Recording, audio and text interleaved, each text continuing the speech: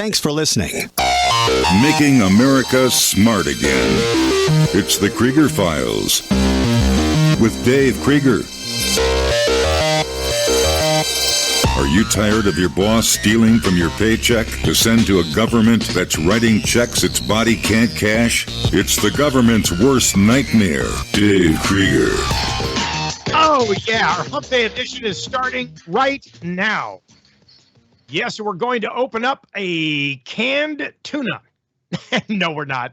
I'm just kidding. You know, see, I told you because of the fact that this is a consumer-oriented program that we would tell you when there were recalls because that's real important. It doesn't matter. We do legal, financial, consumer. That's our big thing. The top three. And health also because it affects consumers, right? So if you are sick or you know of an area that's sick, everybody's broken out on whatever. We have a syphilis outbreak or gonorrhea outbreak or any of it because people are, sexually active besides assisted living in nursing homes. We'll let you know. And one of them is, this is late breaking news. It's funny that this would happen now. The media is all over it. Tulsi Gabbard has been confirmed by the full Senate. She is now the Director of National Intelligence for the United States government. So, I want to be the first to bring it out there. I'm not actually the first. I'm just, we get to ham it up because, we're live. And for those of you watching and saying he's alive, you can do that and reminisce of the old Frankenstein movie. Actually, Frankenstein was the doctor. It wasn't the monster, okay? Canned tuna, back on that again. Recalled nationwide due to botulism. Oh, did I get your attention? I hope so. The product manufacturer is Tri-Union Seafoods. They said its supplier informed them the easy open pull tab lid on manufactured, limited products, of course, have a manufacturing defect that caused air and all sorts of contaminants in. This is a California-based Tri-Union Seafoods company, multiple brands of tuna nationwide, citing the possibility of botulism. That means if you eat the stuff, not good. Yeah, any canned tuna products sold under 4 brand names, Genova, Van Camp's, H-E-B, and Trader Joe's. Got that? Genova, Van Camp's, you remember them. They're the pork and bean people, right? H-E-B, which would be Herbert E. Butt. For those of you who do not know, the Kerrville, Texas grocery chain based out of there. H-E-B products, anything that you see, the canned tuna products with H-E-B label, botulism. Trader Joe's, botulism. This is canned tuna products. They have the easy open pull tab lid. If you get one of those things, there's a problem with the product seal. So, yeah, Clostridium botulinum, for those of you out there that want to get chemical with us. Yeah, the Van Camp's label was sold via Walmart and independent retailers in Florida, Pennsylvania, New Jersey, Trader Joe's, Delaware, Illinois, Indiana, Iowa, Kansas, Kentucky, Maryland, Michigan, Minnesota, Missouri, Nebraska, New Jersey, New York, North Carolina, Ohio, Pennsylvania, Virginia, Wisconsin. If you heard that, then be aware. Take the bloody thing back to the store and tell them, hey, what are you selling this junk for? Genova label, 7-ounce cans sold through Costco in Georgia and Florida. 5-ounce cans sold by Kroger, Harris, Teeter, Safeway, Walmart, Publix, H-E-B, independent retailers in 10 states, including the following: Alabama, Arkansas, Arizona, California, Florida, Georgia, North Carolina, New Jersey, Tennessee, and Texas. The withdrawn products have best use by dates ending in 2027 and 2028. I mean, smell the bloody can. If it smells spoiled, it is. Consumers feeling unwell should seek immediate medical attention. Now, we tell you about these things for a reason, because this is something that affects consumers all over the country. So go to if you have a cupboard and it's not bare and it's got all sorts of canned tuna because you like tuna on crackers or whatever, go check it out. Make sure. Now, we also tell you about the fact that, you can't believe everything the CDC said because they haven't given the CDC an enemy yet, all right? It hadn't been flushed. So the CDC and the usual crap monsters out there that are putting out all this garbage, they are warning that 43 U.S. states have high or very high flu activity. Oh, darn. I guess you ought to go out and get the jab, right? I don't think we're buying into that. Yeah, they say 32 states and Washington, D.C. have very high levels of the flu. Does that mean that we have so many people out there that are picking their nose and sneezing all over the place and don't care about, if you're sick, you stay home and you get better, right? Ha! How about some chicken soup? This is what you do. You stay home, you get better, you don't go out and contaminate the world. But we have a lot of inconsiderate people out there that don't give a damn, and they will go out and contaminate the world. This is their mission in life. They don't care. They're entitled. Yes, they're impotent. If you're going to be impotent, you might as well go dress impotent. And I'm not talking about sterile.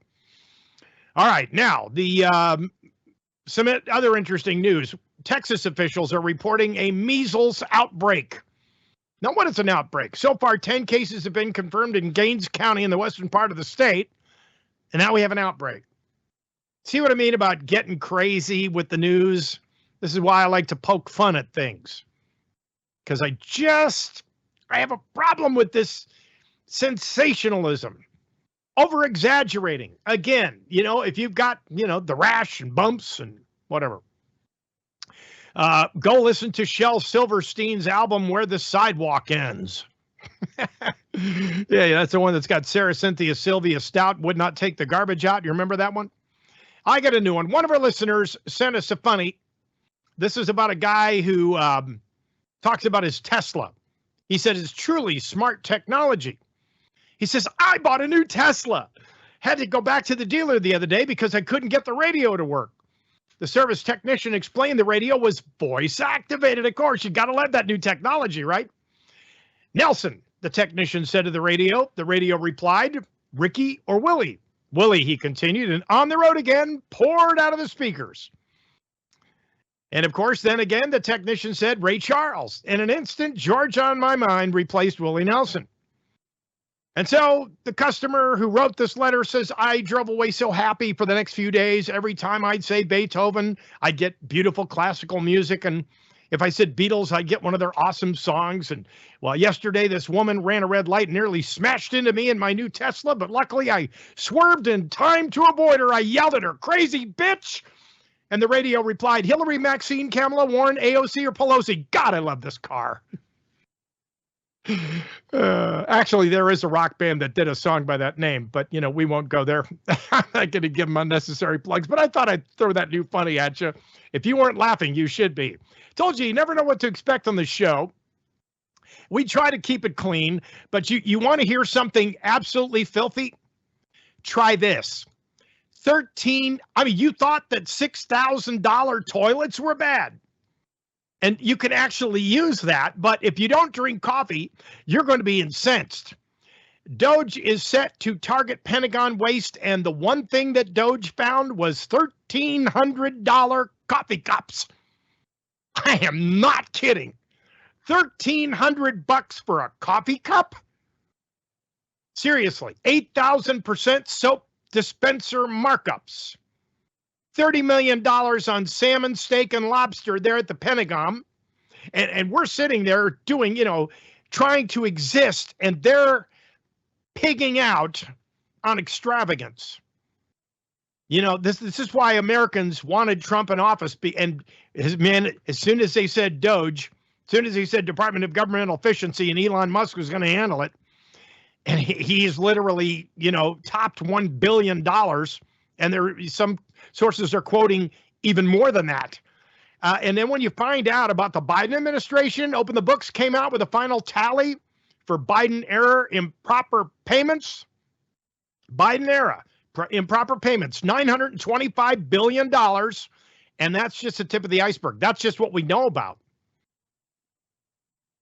During fiscal year 2024, the federal agencies reported $161.5 billion in improper payments, money sent to the wrong entity for the wrong amount or for the wrong reason. This is the Office of Management and Budget. $925.7 billion the Biden administration doled out, waste, fraud, abuse, and duplicative payments. And that's just what we know. Amazing how that works. And you wonder why. And I'm tired of hearing the federal government out there saying, well, it's the national debt and every taxpayer owes this. No, we don't. We didn't spend that money. Not everybody benefited from it. I mean, no wonder that Trump wants to shut down FEMA. I mean, did you know? He said FEMA should be closed. I said, oh, hallelujah, somebody with some common sense. What do I call FEMA? The other white government, the shadow government.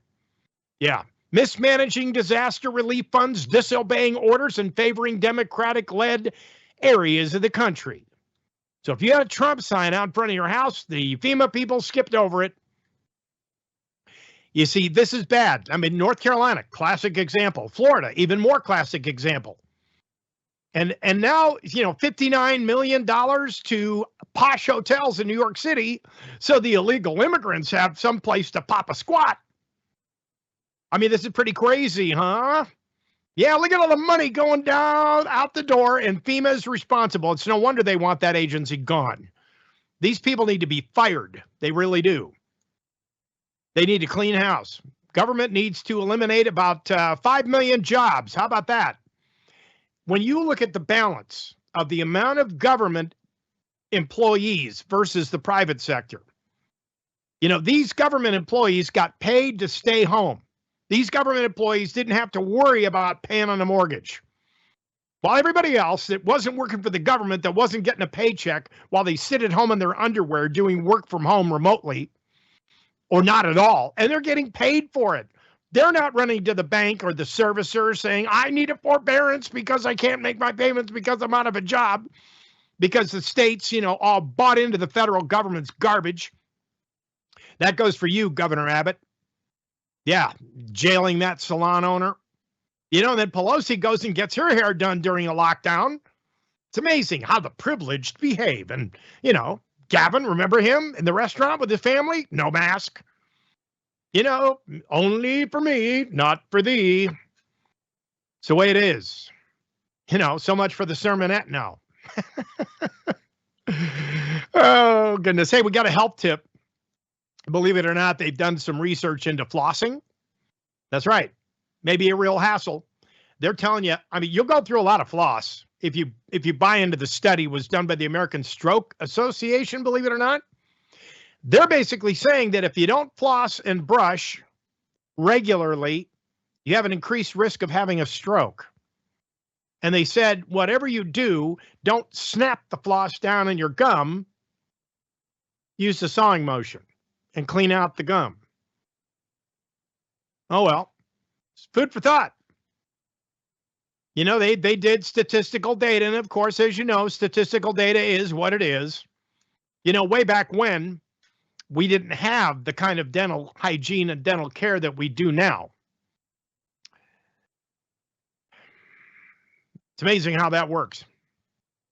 So the Senate Democrats now, and for those of you, by the way, who want to dial in, the numbers 844-769-2944. Phone lines are always open here on the show. Mary Grabar will be here in the second hour because today is Abraham Lincoln's birthday. And why are we celebrating it? Good question. As a reminder about one of the presidents who actually initiated martial law in America, rounded up all of his political enemies and put them in prison.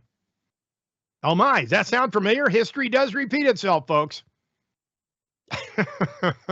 Wow.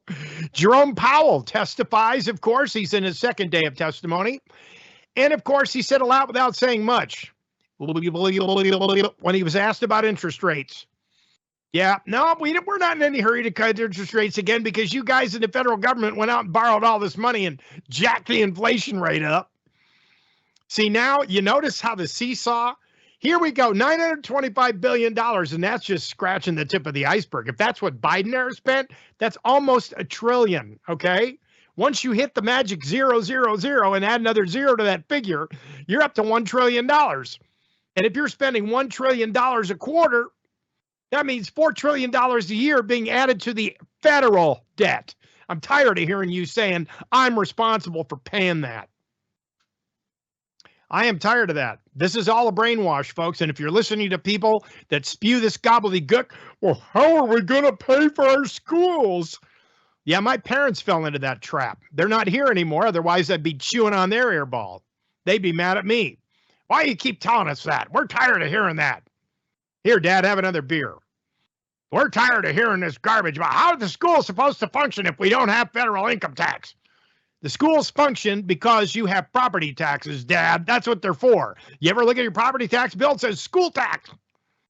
Now we're beginning to wonder whether or not we even have to have schools, because our kids go there and they have closets that you can go change into something different other than what you really are. And we're still cleaning house. Many of these states, I mean, you look at any blue state city, and I guarantee you there's some sort of CRT nonsense going on in there. Yeah, DEI, big in the school districts, man. Boy, the teachers' unions, I think they've outlived their purpose, don't you? And there's a lot of teachers out there, hey, if you don't belong to a union and you're a good teacher, bully for you. But if you're a homeschool mom, yeah, good for you. But Jerome Powell, he says, oh, my staff is overworked. Not overstaffed. I have people. He defends his staff. He says Trump's tariffs are going to worsen inflation. The Fed will not develop its own digital currency as long as he's in charge. CBDCs, and you wonder why the states are outlawing it, like Florida. They passed legislation. No CBDCs in Florida. Does that mean you got to move there? Not necessarily, because, see, if everybody else is moving there, guess what happens to the infrastructure? And see, the thing is property prices in Florida are still jacked up, still high. They're not coming down that much. 12% is not a lot. You know, when I bought a house there, there was a $369,000 house. I paid $125,000 for it. Now, that's a bargain. But see, if you're not a smart, savvy real estate investor and you're not looking out for things and you're not on the ground, boots on the ground, talking to people, and you're not doing your research and your homework and all the things you should be doing, you won't know about those deals. But you have to get off your butt and look, like starting a business, being a consultant. Sit down and write down all those things you know. Make a list of the pros and cons. Why I should get into business for myself and form an LLC. 1, I get lots of write-offs. I had a former IRS agent. I called one day just to get some information, because you know how sometimes these people like to pontificate that they're all that and they'll help you take care of your IRS debt. And I said, so tell me something. Are there any types of unusual things that you can deduct on your taxes? And the guy told me, this is a former IRS agent. He said, he's never been challenged. Security. Let's talk about that category for a minute, since everybody's all worried about that because of all the criminal activity running around the country right now in the form of illegal immigrants that they happen to be rounding up. Apparently, Venezuela sent 2 planes up to the United States, and of course, they filled them and sent them back with 193. Oh, 193? That's all? How many illegal immigrants we got in the country now? 11.1, something like that, including all the gotaways that are criminals. And 193 went back to Venezuela. Oh, let's give that man a hand. Oh my, 193. Wow. And then how many go to Gitmo? Who pays for their care, by the way? U.S. taxpayer, of course. You see, they don't tell you the whole story. You got to kind of look past and read between the lines to get into the transparency angle of things, right? This is the way it always works. And now you have the Senate Democrats out there, you know, Chucky and everybody else, Maxine, all blabbing. Oh, yes, Hakeem Jeffries, we need to take out violent acts against Trump. See, they can't keep their mouth shut. You see, they're freaking out. You know, RFK Jr., you have to be confirmed by the full Senate. Kash Patel is still, the committee hasn't voted yet. They're delaying that guy. No, wow. Yeah, they're going to delay that. And see, as long as they're going to do it, and see, this is the thing. My lovely wife and I had a conversation about it this morning, and we thought, you know, if Trump were to retaliate because the Senate committee is not letting Kash Patel's confirmation loose on the regular Senate floor, so all 100 senators can vote him in, that Trump should do something retaliatory. Well, you know, we need to investigate. How about Hillary? How about we investigate Hillary? How about we trail all of why the DOJ didn't prosecute Hillary Clinton for those emails, those 33,000 emails that she deleted? Guess who ordered that, according to reports we're reading about now? Barack Obama himself called the DOJ and said, don't you dare prosecute Hillary. We need her. She's going to run again. No. See, Hillary's, you rear your ugly head again. Yeah. That's a problem. A real problem. And, you know, it's called selective prosecution, folks. Oh, we can do it to Trump and Russia this. We can do it to Trump, but we can't do it to any of these Democratic challengers. Oh, I think your time is coming. This is why they're scared of Kash Patel. They don't want to let him in there, even though he said, I'm not going to do any of this stuff. I'm not going to politicize my office. Yeah. No, he's going to get to the bottom of the truth. He's going to go discover the truth. And this is what the deep state doesn't want. And another thing about the deep state and what we're going to be talking about, since it is Abe Lincoln's birthday, we're going to be talking to Mary Grabar. Why? Because she has a book out about FDR. Now, to me, Franklin Delano Roosevelt, the one who gave us the raw deal, Roosevelt, yeah, the raw deal. You're going to love this. It's called Social Security. Yeah, you're going to love that. She's going to be on to talk about the myths and the truth about this guy. I mean, to me, he looks to me like the father of socialism. He's the one, if you remember, you got the Rockefellers. You remember that? What was that band or Firesign Theater, that comedy group? That one, Shining Steel Rail. And then you heard Rockefeller, Rockefeller, Rockefeller, Rockefeller, Rockefeller. It sounded like a steam engine, you know. I don't think that was Rockefeller. I think Carnegie had a lot to do with the steel. Oh, man. Oh, but we're going to talk about FDR because, I mean, the raw deal, it did turn out to be a raw deal. And why is that? One, I mean, here's a guy that was in office and stayed in office until 1945, till he died in Warm Springs, Georgia, had polio. He knew the Japs were going to attack Pearl Harbor before it happened. He wanted to get us into a war. We're going to talk all about that with Mary Grabar when she comes on in the bottom half of the hour after the commercial break. We still don't have 13 minutes of commercials on this show. But you can sponsor it simply by going to the squirrelgeneralstore.com, or you can go to the Krieger Files and click on shop. It'll get you there the other way. And we also have all the archives, and I've labeled everything so you know who the guest is on that particular show. No more putting up blank archives like you see on other shows. You have zero idea about how to find your guest. Yep, they're all there. Logging on to YouTube and Rumble. You can go there as well. We're going to be putting links on the website here shortly on thekriegerfiles.com. It'll take you right to the channel. And you can watch any of the past shows on video. So, we got all these states suing the Trump administration because this is all by design, right? I know it's frustrating, and it's all your tax dollars going to pay for these government bureaucrats to turn around and sue the Trump administration to stop forward progress. Now, how many people actually wanted Trump in office because we wanted to clean house? We wanted to stop government waste. We wanted to stop weaponization of the DOJ. Because we realized that if they're doing this to Trump and they can prosecute him, well, they can come after any one of us. You know, ask Bud Cummins, his client, Brian Malinowski. The late Brian Malinowski wasn't doing anything wrong. They came to his house with a search warrant and put 2 bullets in his head. That could happen to any of us. Even Bud Cummins said that. And he's a former U.S. attorney for the Eastern District of Arkansas. Yeah, we'll have him on the show soon. Don't worry. They're looking at filing a lawsuit against the federal government for doing this stuff. But the bigger picture is, what are they going to do with the ATF? Do we know? What are they going to do? How's this going to work? We have some stories out, of course, and we're looking at this, the guns. There are certain things about guns that you should know, because this is all part of consumerism, right? According to the Constitution, this is U.S. Circuit Judge Jennifer Walker Elrod said in her opinion, possession of firearms themselves is covered by the plain text of the Second Amendment. Possession of firearm accessories is not. That means those of you that have a flash suppressor or a silencer or a bump stock. U.S. Court of Appeals for the Fifth Circuit took an appeal from a firearm dealer whose Louisiana home was searched by federal authorities. He was charged after authorities discovered an unregistered suppressor, also known as a silencer. Yeah. You know, you can take a Coke bottle, put it on a 22, one of those 2-liter Coke bottles, and tape it to the thing of a 22 and turn that into a silencer, and all you hear is a pop. Yeah. Yeah, George Peterson filed motions to dismiss the case and suppress evidence gathered, arguing the law to register suppressors violated gun owners' Second Amendment rights.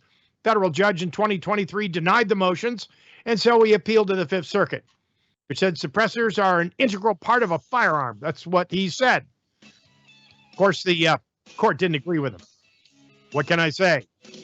I guess you're going to have to register your silencer so they'll know you got one, right? I think there's a lot of Americans that disagree with this. Mary Grabar joins us after the break here on the Krieger Files. Stay with us. We'll talk about FDR in a bit.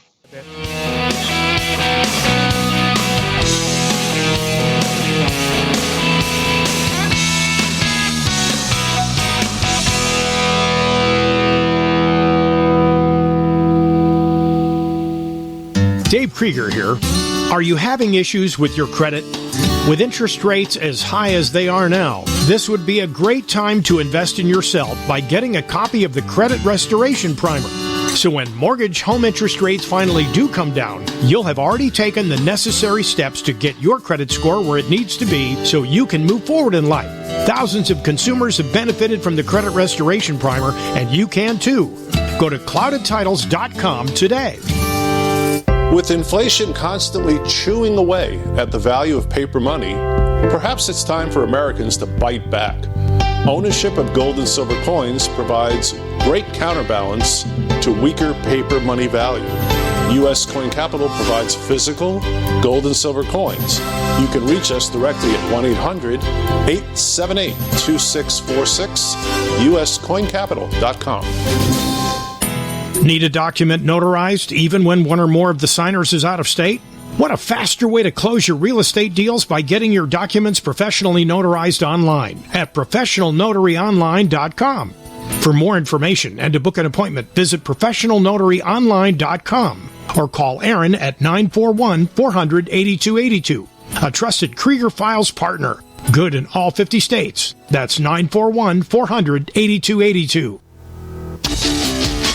It's time to send another message to Washington.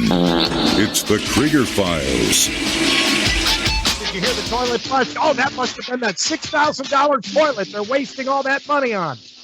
Yeah. We got $1,300 coffee cups. We got all this money going out the door, and nobody can explain what's socialism. It looks great on paper, but in practice, it sucks. So, Mary Grabar is with us. Good morning. How are you? Good morning. I'm great. How are you doing? I'm doing fabulous. You have a new book out called Debunking FDR, the Man and the Myth. So besides FDR wanting to get us into the war, what else do you know? Oh. You must have done a lot of research. Where do I begin? You can begin with his family history, which is what I do. He was a member of the landed gentry of the Hudson River Valley, but the fortune was ill-gotten by the pushing of opium by his grandfather. But he, one of the myths I really want to bust is the myth that he was a traitor to his class. Okay, so he's one of the elites, the landed classes living along the Hudson River Valley, lives a gentleman's life. And so the popular myth that has been handed down is that he betrayed those people, all his rich friends and relatives, and he was looking out for the common man, the forgotten man, and helped them through the Depression. So he had this great empathy for the working class, which is absolutely false. So that's one of the big myths I am busting in this book. Actually, one of his old-time critics, John T. Flynn, I don't know if anyone's remembers him, but he's been pushed down the memory hole of history. But he had a book called Country Squire in the White House. And I thought that was more appropriate than traitor to his class. And so I go through his early life and into the early years of his presidency and, have a biography of him that shows exactly how this influenced his actions and his decisions. So for those of you who don't know, Mary Grabar is a resident fellow at the Alexander Hamilton Institute for the Study of Western Civilization and the founder of Dissident Prop Education Project. and you taught at college level for about 20 years, most recently at Emory University. See, I never got along with my American government professor. I've admitted that on the show. And I was always into her case because she's sitting there promoting democracy. And I'm going, I thought we had a constitutional republic. You get a C in the class for that. I had some real problems. She goes, you must be libertarian. I know. Okay. So the thing is, you've been published by the Federalist, on Town Hall, Front Page Magazine, City Journal. You're all over the place. The thing is that how long did you spend working up and doing the research on FDR before you put the book out? Oh, I would, it's hard to tell, because I really started researching him while I was researching another project, and it kind of bleeds through. But specifically from the time when I sent in the proposal to the time, we signed off on the final edits, I would say about a year and a half. But I've been looking into his record for a long time before then. And so what significant facts are there besides the raw deal? That's what a lot of people are calling it, because obviously the way, I don't know what it is about the Democrats. They think we're stupid, that we don't know how to save money, and they just like to spend like drunken sailors in a strip club. So I have to ask, FDR, to me, I look at him as the father of socialism, because he was the one that ran this up the flagpole and started this whole thing. Social Security, socialism, is there a little similarity there?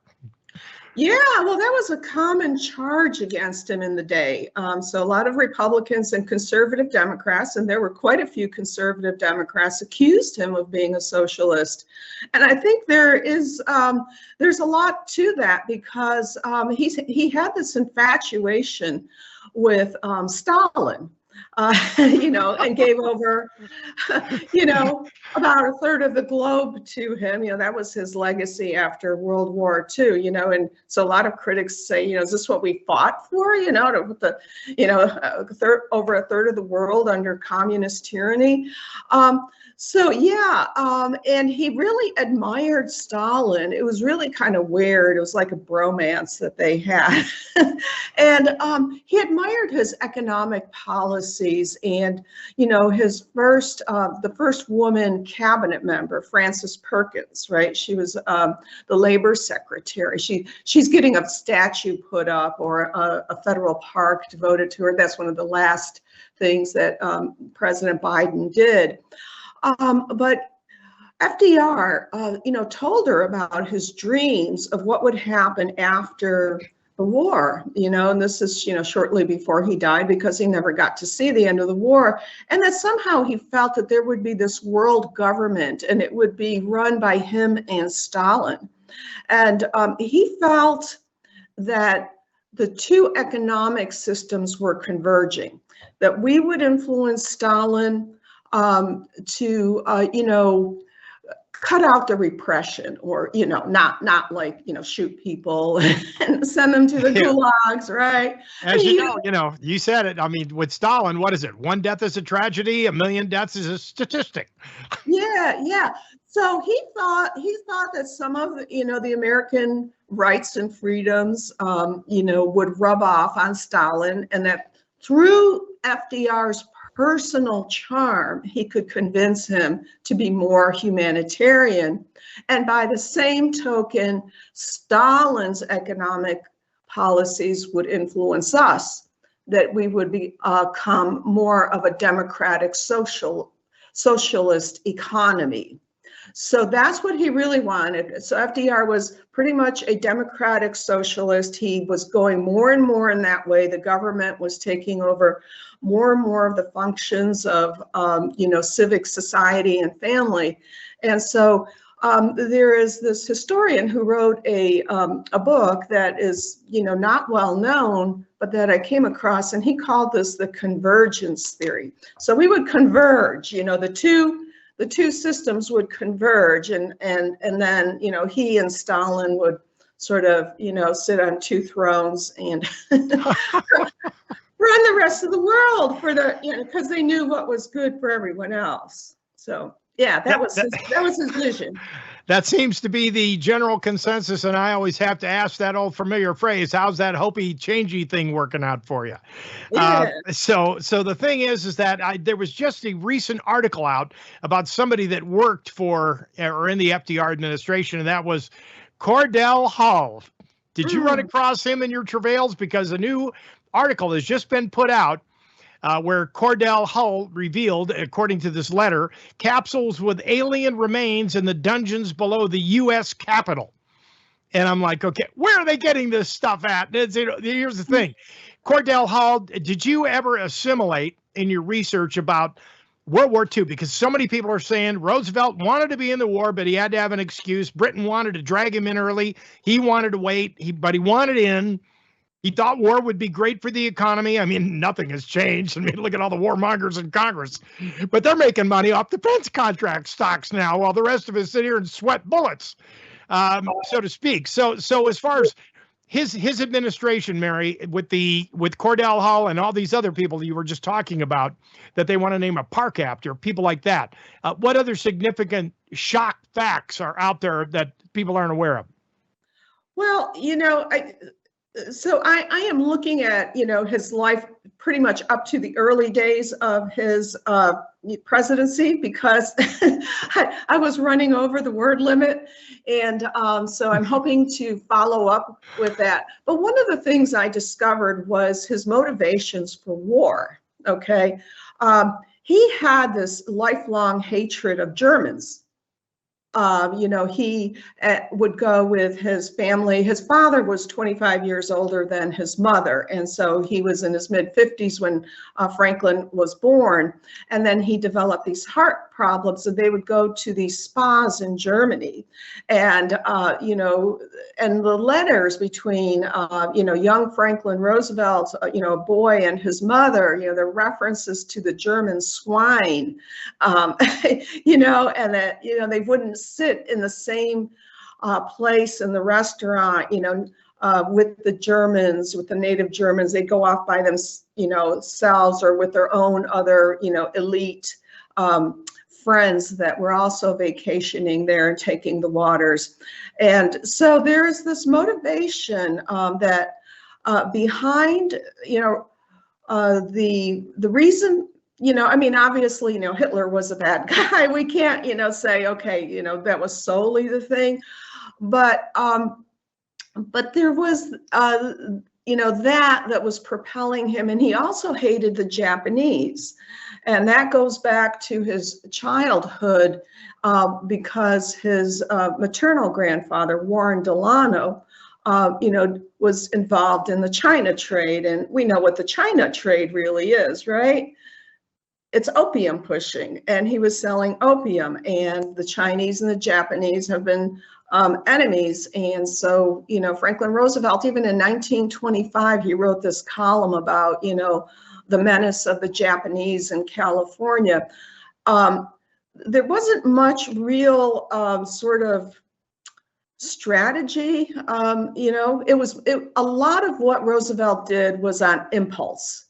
And that's what a lot of biographers, even those who have positive views of Roosevelt, say he was impulsive and he would switch around. He had no planned strategy. And so, a lot of the decisions, very bad decisions were made on his own prejudices and his own particular feelings at the moment. And, his hatred for those two groups of people was behind it. And in letters that I point out, that were written in 1939, reveal that he actually, right before he was even sworn in as president, and was awaiting to be, he had won the election, but he was talking about war with Japan. I mean, and then he said it at his first cabinet meeting. So those were a lot of the motivations behind him, and often very irrational. But the thing is that we're seeing all of the futuristic. I mean, you look at FDR and what he promoted and how this government just kept growing and growing and growing. And now we have this bureaucratic deep state out there. And I really, when I look back at the Social Security system, which of course Gary North, the Dr. Gary North, who you're probably aware of, referred to it as a giant Ponzi scheme. This whole thing is just, it's being unwrapped right now by Doge and the Trump administration. It's exposing everything that I really, when I look back, I point a finger at Roosevelt, because to me, a lot of it had to do with his behavior and his policies and this government dependent populations. I mean, that's all part of socialism.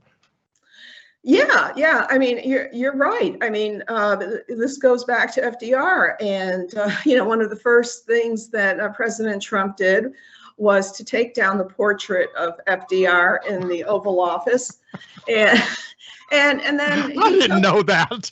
Yeah. So when Biden gave his farewell address, on the same level as George Washington, not really, but he was gazing at this huge portrait of FDR over the mantle, and Trump took that down. And then he also told House Republicans at their retreat that he was smashing the New Deal. Now, I don't know of any other Republican who's been that bold to, directly address the legacy of FDR. But I was so glad to see that, because he knows what this goes back to, and this really is FDR's legacy. I mean, Wilson was a progressive, but he didn't get to do, a fraction of what FDR did. And of course, FDR had the Depression to help him. He wouldn't have been able to do this otherwise. So he took advantage of that moment. And, boy, did he really change the country around, change the presidency, change the economy, changed the way we look, we sort of view government, and took us on a socialist path, and, a democratic socialist for sure. But then we had World War II, and he didn't live to see through that. I mean, the thing is that, again, as I brought up earlier, he pretty much, and is there enough evidence to show that Roosevelt knew that Japan was planning to attack and just let it happen so we could get into the war? Is that a myth, or is that actual fact? Well, I can't say conclusively because I don't like to make any speculations, or unless I have the hard evidence. Mm-hmm. But he knew something was going to happen. He was trying to provoke a war.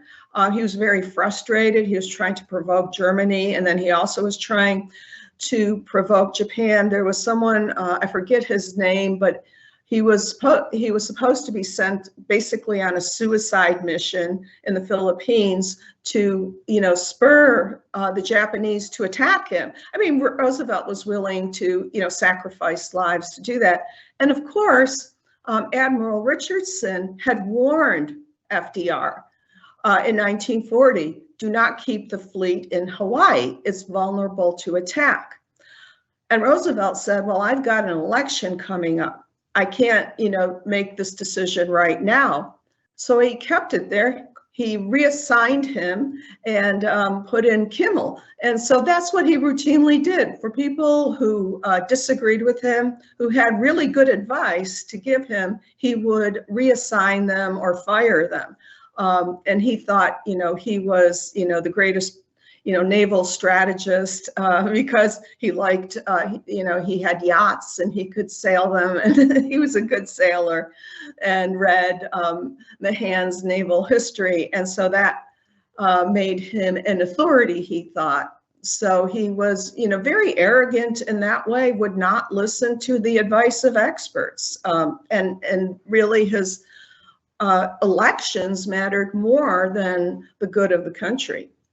And I have been talking about the teeter-totter, the left and the right, and the balance, and the fulcrum is we the people. And we're watching all this go down in America right now. That's how I liken it, because right now it's this way, and the liberal left is up in the air, and they're freaking out because they don't know what the overweight Republican Party is going to do to them, and they're freaking out, and now they're threatening violence. I mean, I watched what happened post-FDR. Then you had Truman, and Truman kind of tilted the scales a little bit because it was over here at one time with FDR, and then Truman kind of tilted the scales, and all of a sudden Roy Cohn showed up.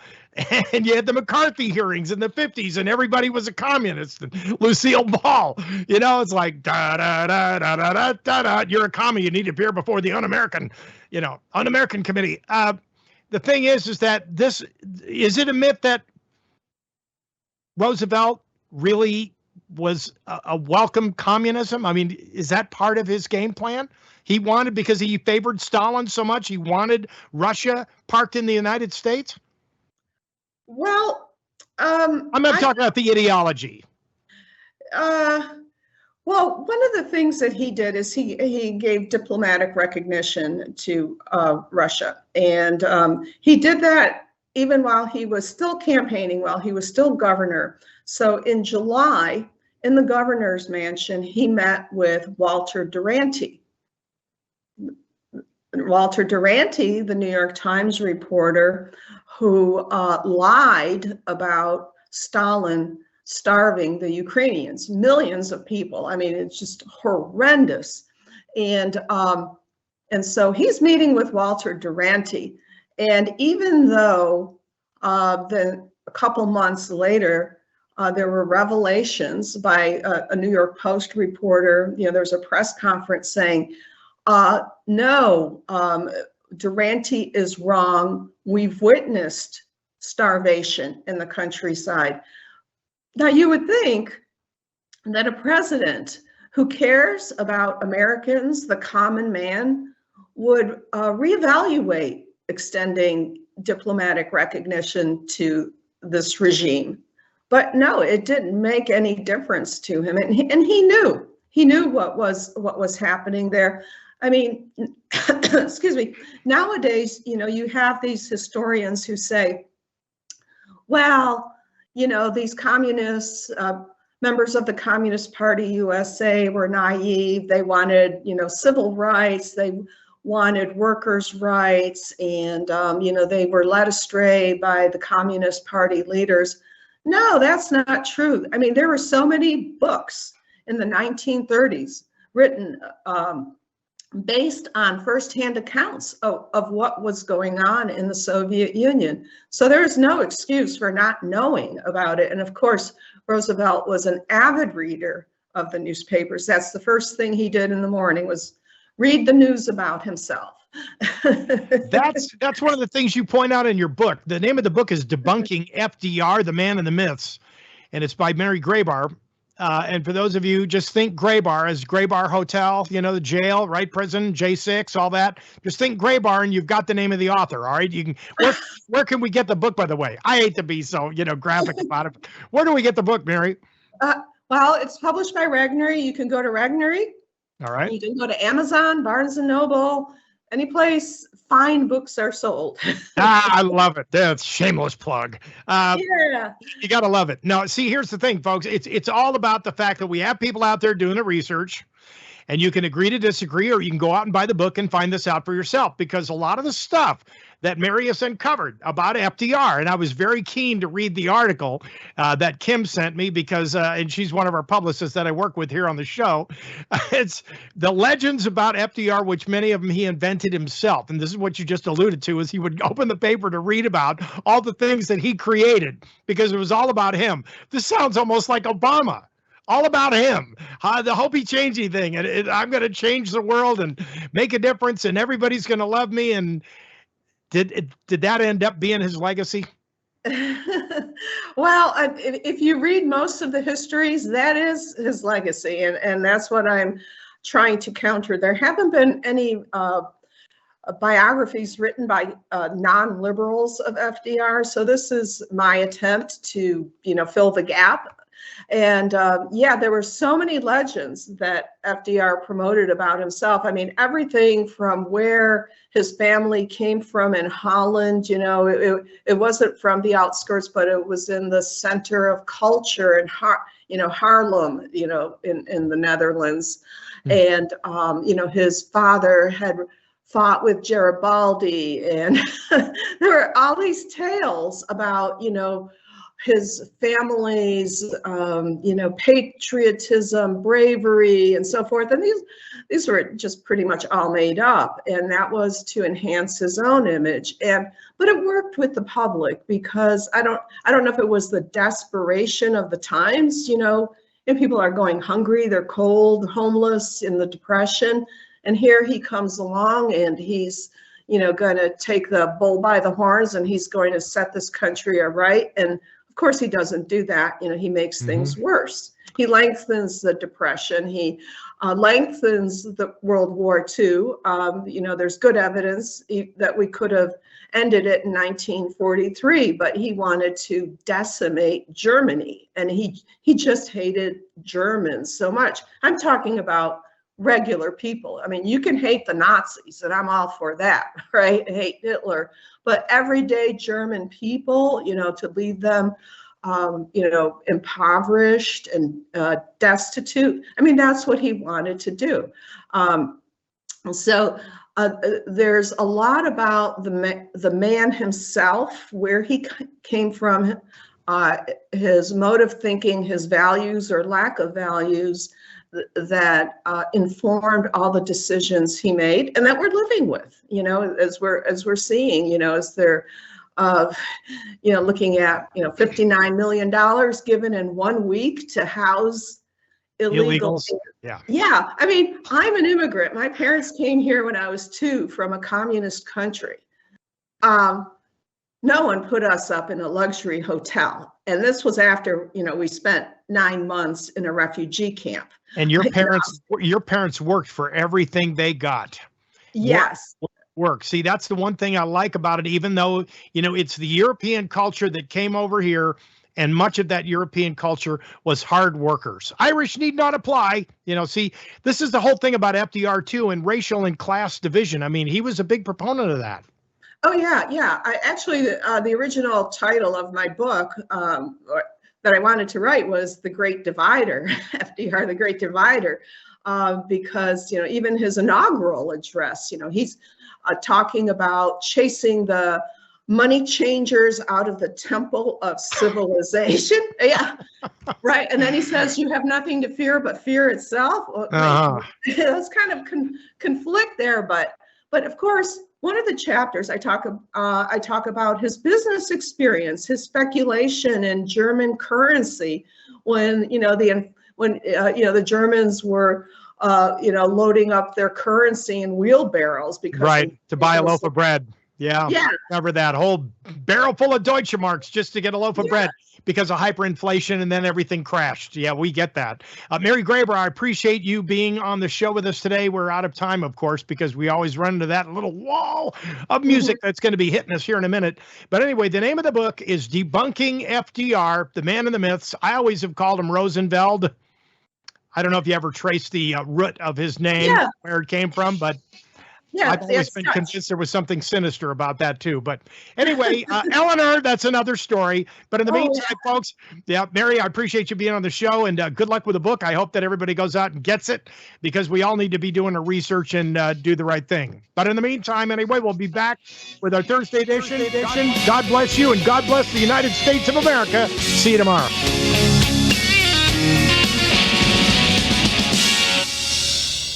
Many Americans are growing increasingly concerned about the rapidly growing U.S. government deficits, recognizing the additional printing of paper money devalues U.S. currency. To compensate, American gold and silver coins will provide wealth protection. U.S. Coin Capital provides physical gold and silver coins delivered directly to our clients. You can reach us at 1-800-878-2646, uscoincapital.com. Need a document notarized even when one or more of the signers is out of state? What a faster way to close your real estate deals by getting your documents professionally notarized online at professionalnotaryonline.com. For more information and to book an appointment, visit professionalnotaryonline.com or call Aaron at 941-400-8282. A trusted Krieger Files partner. Good in all 50 states. That's 941-400-8282. Dave Krieger here. Are you having issues with your credit? With interest rates as high as they are now, this would be a great time to invest in yourself by getting a copy of the Credit Restoration Primer. So when mortgage home interest rates finally do come down, you'll have already taken the necessary steps to get your credit score where it needs to be so you can move forward in life. Thousands of consumers have benefited from the Credit Restoration Primer, and you can too. Go to cloudedtitles.com today. Broadcasting to the U.S. and around the world by way of clear digital audio, 22,500 miles above the planet. This is the Global Star Radio Network.